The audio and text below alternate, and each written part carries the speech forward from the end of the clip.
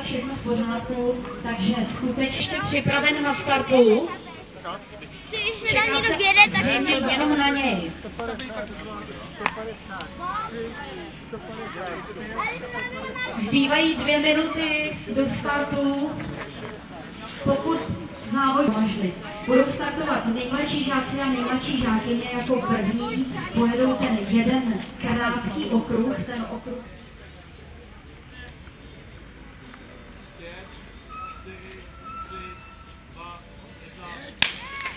Bylo odstartováno, na trase jsou nejmladší žáci a žákyně.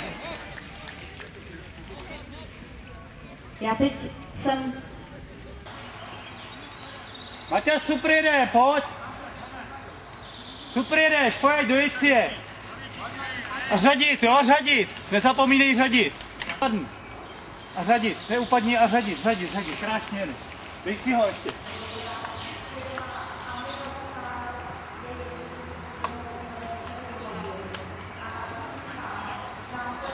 Jaro, jeď! Rozjeď to tady do toho kopce, rozjeď to! Ty jsi to minule rozjel.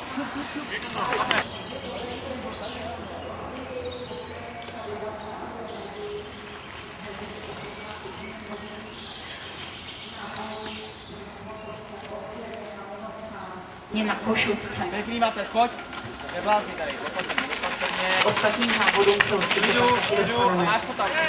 Pojď, rychle, nevolížej se. Pojď. Tak a teď už sledujeme dojezd prvních závodníků z té kategorie nejmladších žáků a žákyň se startovním číslem 164 Martin Pašek, Stupno, 155 Martin Pešťák. Tamhle ta předposlední zatáčka, to mám přímo proti sobě, ta je velmi náročná. Tak a vidím třetí místo.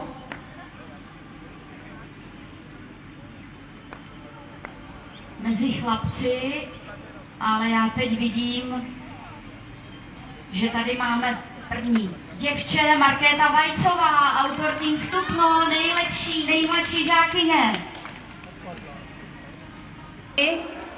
A dojíždějí další.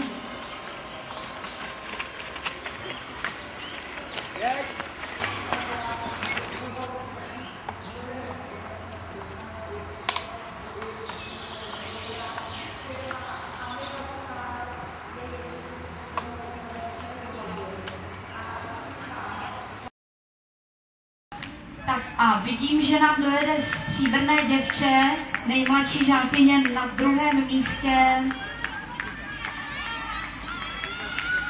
Bude Sára Kloučková a štíbajkeři. 151 Jarda Vondráček, 153.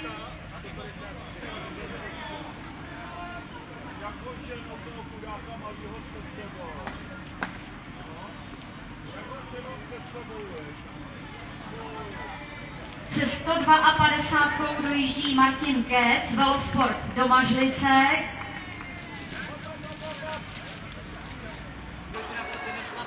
Na ještě asi 4 kluky.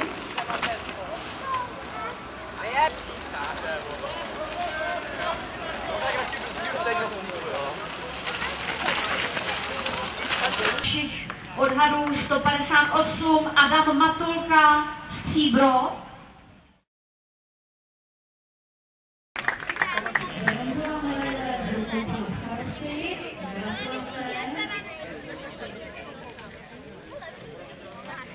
Na druhém místě v této kategorii skončila Sára Kloučková a štíbajkeři.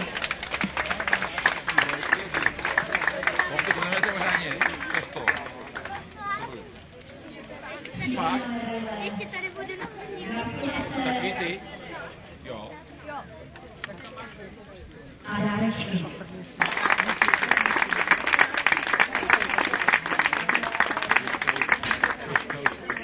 Gratulace soupeřkám a teď už pochopitelně pohár pro vítězku, zlatá medaile a gratulace. A ještě dárečky. Takže že třetí místo Karolina Poláková, druhé místo Sára Kloučová a vítězka Markéta Rajcová.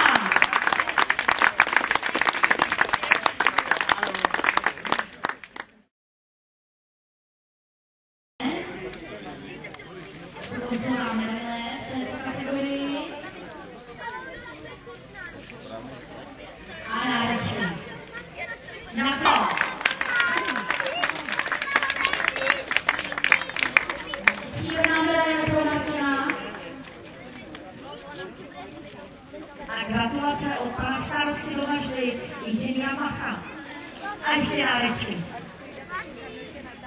No a kategorii vyhrál Martin Pašek z Kutno.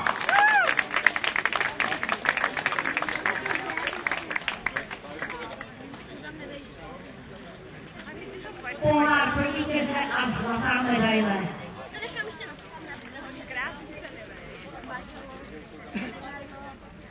Tak a ještě trošku zárečky a já vám je představuji ještě